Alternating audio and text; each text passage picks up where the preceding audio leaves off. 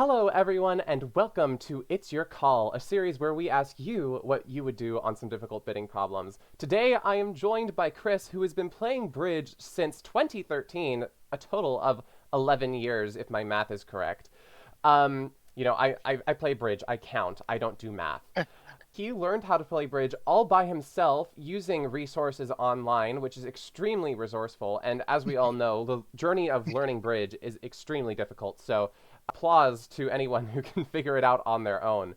He is representing District 16 in the GNT Cs coming up into Toronto.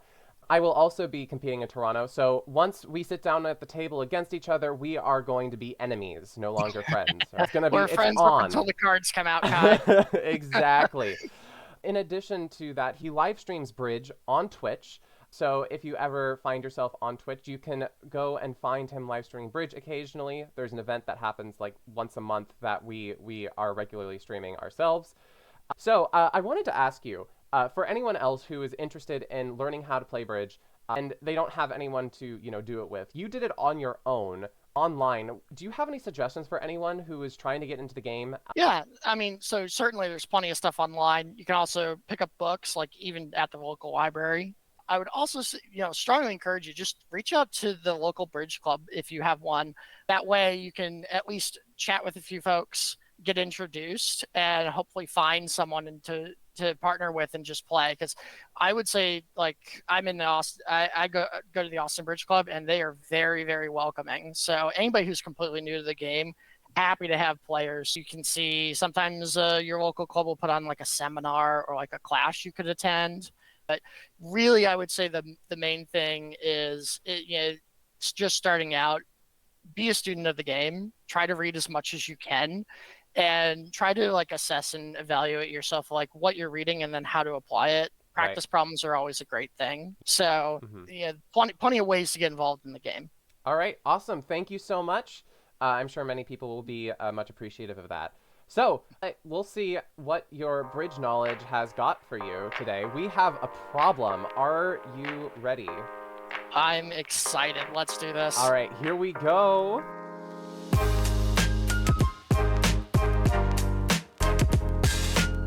All right, so here we are. We have this beautiful hand, 11 high card points. We are all vulnerable. We are playing match points. Our partner is the dealer. So it's going to start out with partner passing, and then it goes one spade from east. What are your thoughts? It's your call. Well, we have a void in spades, so we're definitely getting involved here. Indeed. It's interesting because the first decision point, I feel, is whether you're going to overcall in your 6-card diamond suit or whether you're going to double. Right. And really try and get those hearts involved. Usually with 2 suited hands, I like to overcall. This is a 6-4. Right. So it's definitely more shapely. If I were 5-5, I would absolutely overcall in the higher suit first, but that's not quite true here. Another thing you got to think about is since we're voiding spades, the bidding could get jumped up real quick. Like imagine our left-hand opponent just plunks down 3 spades if I had doubled here. Right, exactly. Now, what do we do? You might get frozen out of the auction.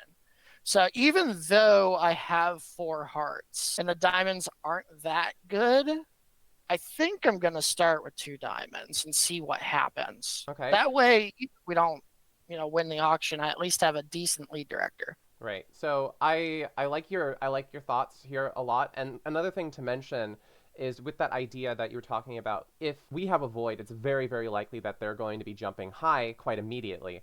And if that's not the case, then your partner is likely going to have more spades, right? So it's going to be somewhat less likely that partner is going to have a heart fit with you, and double might leave partner trapped in some ways and might pass your double even if they have a good enough spade suit when you might not necessarily want that.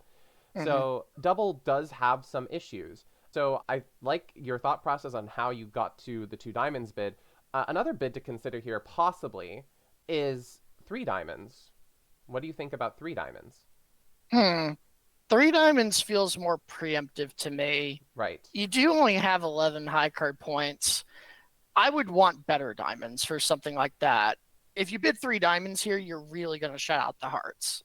Right. So if you want to keep those in the picture at all, I think 2 diamonds is a little bit better. Maybe take one of your heart honors and throw it into the diamond suit, and I kind of like 3 diamonds a little bit better.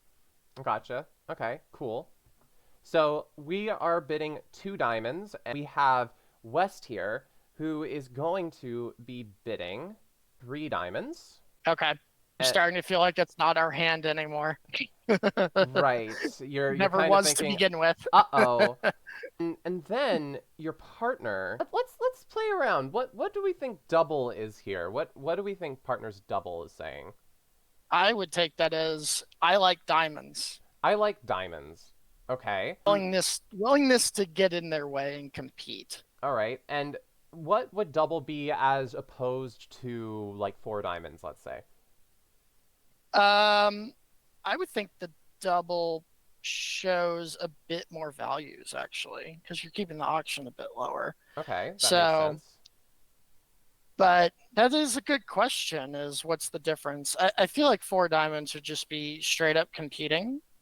Mm-hmm. The other thing is the double also suggests a second place to play. Okay. So it's minimum, I think it involves some kind of diamond tolerance, or maybe a little bit better, like a true diamond raise, like at least 3 card Mm-hmm. support. But at the same time, it's not mandating we play in diamonds. It Right. keeps our options a bit more open.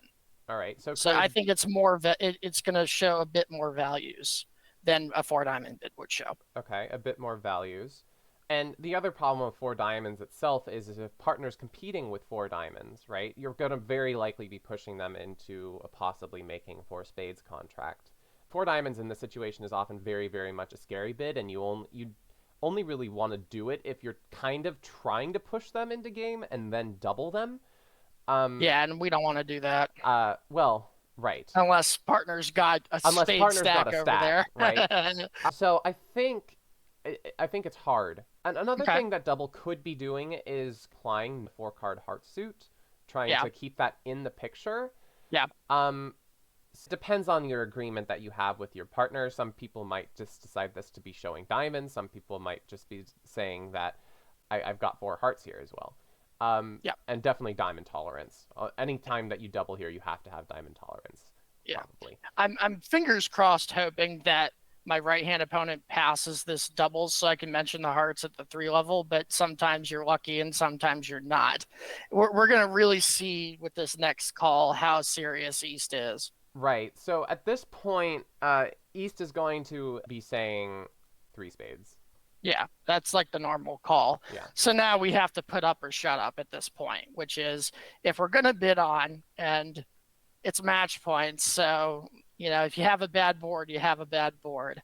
I don't like our clubs. That's the big wild card on the hand here. Mm-hmm. But given partner doubled instead of bidding 4 diamonds, I see a lot of merit into bidding 4 hearts here. And there's a number of reasons. One, the opponents might go up to 4 spades and they don't make it. Right. 2, Possible. we might have 4 hearts, like legitimately. It is possible.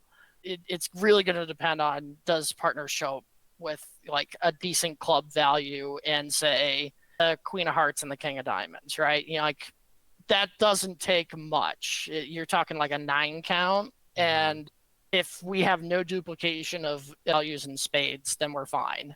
If partners got wasted spade honors, we're probably in trouble, and maybe we're at minus 200 or worse on a part score hand, and oops, so it goes. Mm-hmm. Right. That's just never fun. The alternative is you pass here, but that's kind of the decision point. And the whole thing with the 4 I hearts think is the fun thing to do is to bid 4 hearts. I think the conservative thing to do is to pass. So there is an argument here saying at this point they are not in game. So if they decide not to be in game, then they decide not to be in game. However, we have no defense, so we can keep going, but at the same time, we could easily be pushing them into a game, and when we bid 4 hearts here and they bid 4 spades, we're kind of committing ourselves to bidding 5 diamonds. Yeah, you are. If partner doesn't have a heart fit, we're going to wind up in 5 diamonds, and I suspect that's too high, obviously. So Right. So, I mean, it's pushy, but I mean, that it, was it it's pushy, but the other thing I want to point out here is the opponents were already comfortable playing 3 spades because of West's bid. So right. that's why I feel like getting in their way. And I feel like if I push them to 4 spades, there's a bit more defensive values. And like I said, I don't know what my Hmm. partner has, but Right. a double seems to imply more value. So maybe like 4 spades doesn't make. There could be bad breaks. So I Mhm. think I'm going to put it in a 4 heart bid. All right. But this is, I admit this is extremely risky. Let's go for it. 4 hearts. We are going to get a 4 spades bid from West, and it goes pass from partner and pass from East. I'm not going to double it. If I pushed him into a makeable game, say la vie, but this is part of the analysis here is I'm hoping it's 4 spades down 1, so I'm going to leave it in. I mean, there's always the situation that West has enough of a hand where they were always going to be bidding 4 spades anyway, and they were testing out the waters to see if partner had more. Yeah. I So, feel like I've overextended my hand at this point, so if partner can't double him, there's no way I'm doubling him. gotcha. So we get a pass here. They end up in 4 spades. The reality is that they're pretty much always getting to 4 spades. Um, Okay. so it's very hard to in any method. Let's go back a little bit, Sure. and we'll see how the auction goes. See what happens with the auction if there's a double instead. So it starts off again. It goes pass. It goes 1 spade. We double. This is our variance, and then it goes 4 spades by West. Interesting. Right? So you're a little bit more sentient, right? Because you were expecting this to happen if we doubled Yes. last time, Yeah, right? I was expecting them to make the bidding go real high real quick. Now, what the heck does my partner do? They double, They double? and it Oh, goes no. pass, and now it's your call. Oh, no. See, this is why I like overcalling because this is a real tough This situation. is this is atrocious. This is painful. Oh, yikes. What hand passes originally and then wants to double 4 spades? I wish I knew if this was explicitly take out by agreement. A lot of people play that, or if this Right. is considered optional. And I don't think it's optional because partner's a passed hand. So I'm going to take this out, especially with the void. I like to treat a 4-no call here as takeout for any suit, but I don't really have that because I'm not Hmm. thrilled if partner bids clubs. It's possible. It's just 5 diamonds is so committal. That's Right. that's kind of this odd issue. But what's your other option? What else can you do?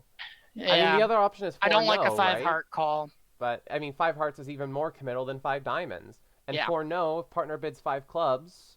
I mean, I If guess you what. bid 4-no and partner bids 5 clubs, maybe it's not so bad. I mean, Right. they could have 5 clubs over there. So I think 5 diamonds would be, even though it's a 6 card suit, it's really committal. Hmm. But all you need is really 2 to have decent values, and partner should have 2. I'm torn. I mean, the other thing that you could do with 4 no is if it goes 4 no, partner bids 5 clubs, and now you bid You, 5 diamonds, and now partner knows that you yeah, have and diamonds and hearts. you could do that. That would imply diamonds and hearts. But again, this is the wrong shape for that. I'd rather be 5-5 to do something like Exactly. that than do that sort of 4-no and then correct partner's 5 club bid. So I think I stick with the length. I think I bid 5 diamonds here, but if someone wanted to make the creative call of 4N, I think it's reasonable. All right, 5 diamonds. It would go double. You're going to get doubled. Yeah, Pass. Pass. that doesn't Pass. surprise me at all. We're expecting this. So, here comes the reveal of partner's hand. Partner has king third of spades, ace third of hearts, jack fourth of diamonds, queen third of clubs. Okay. If they get a club rough, that's you lose the first 3 club tricks. You may lose a diamond and you may lose a heart. So hopefully you keep it to 5 hundo. Mhm. So there's multiple hands where 5 diamonds doubled is right and 4 spades defending is right. It feels like it's right on the edge depending on the layout. Mhm. So how things would actually go on this hand is it would go club, club, club rough. Yeah. And we would drop the king of diamonds with our ace, Okay. right? Because statistically that's more likely. You have an 11 card fit, right? Yeah, you Uh, would drop it. we've got a 10 card fit, but at turn they'd roughed once already, Oh yeah, that changed the math easy. right? And then you would have to get the heart finesse right. Lots of people went only down one. Okay, that's not so bad. And four spades confidently makes. But yeah, this was how it went at our table. One spade double, four spades double. And partner doubled here because they're like, we have values here. Partner's doubled, right? So we have values in the other suits. I have something in spades. I would have liked partner to have a little bit more in spades, but it makes sense, right? You've doubled and they've got an ace and a king over there. That could be extremely useful and some other values. I get partner's perspective here. It's just unfortunate that we were so shapely. Yeah. That that was this hand. There was a lot of stuff on this one that we went into. Yeah. So, Interesting. Going back to the first auction, you said you had a tough spot when you were deciding what to do over the three diamond call. when it goes one spade, two diamonds, I like the double because it shows values. You've got right? a 10 count. You're maybe overstating the possibility that you have four hearts because you don't, but Right. I like double better than just bidding four diamonds for sure. Keeps options open, and it keeps options open of penalizing four spades potentially. Hmm. So you're telling your partner, hey, I'm not broke over here. I passed originally, but I've got stuff. So we're not overstepping by being in this auction, in my opinion. That's what the double means. Okay. I mean, I feel like the more I thought about it, interestingly, I've thought that four diamonds is more the correct call because I think that four Okay. diamonds, you have to have more values to do this because you are inherently pushing them to four spades in a lot of situations. You have to That's a fair have point. the balls to be bidding four diamonds, right? So I think that the double should be showing four hearts almost always. Yeah. And the distinction is that this shows diamond support. It has the same sort Yep. of values because you're pushing them to four spades. You need to be expecting them to bid four spades over Yeah. the double or the four diamonds. So Yeah. it should be the same values. In my opinion, four diamonds showing specifically diamond support and only diamond support, whereas double is kind of saying keeping things open in hearts maybe. And it's about the equivalent values. Of course, our commenters might have different opinions on that, but we'll see what everyone thinks. I think either one you go with, the message gets across. You're going to compete in some way.